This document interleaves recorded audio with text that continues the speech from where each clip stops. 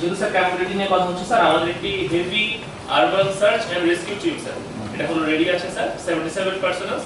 It comprises the medical unit, the logistic unit and the search and rescue unit as usual. আমরা আসার সময় যেটা problem face করেছি sir, আমার campus থেকে এই ভবনে আসতে স্যার এক্স্যাক্টলি 45 মিনিটস লেগেছে sir, and I have to cross the various crowd places.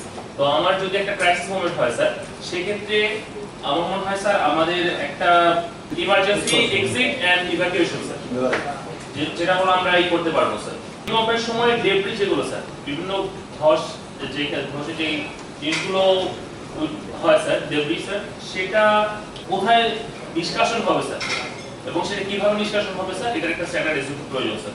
আমাদের টোটাল 10টা ইকুইপমেন্ট স্যার, আমি এখানে অ্যানাউন্স করছি না স্যার, আপনারা অ্যালাউ করলে আমি আপনাকে লিস্টটা দিয়ে দেবো sir, including thermal scanner, thermal district সোনার স্ক্যানার, যাতে স্যার আমার রেস্কিউ অপারেশনটা আমি হলো প্রিসাইসলি চালাতে পারি। দেখা যাচ্ছে যে উপর থেকে আমি ড্রিল করছি স্যার, নিচে লাইভ মানুষ আছে, সেক্ষেত্রে আমার হলো একটা কোলাটারাল ড্যামেজ হয়ে যেতে পারে স্যার।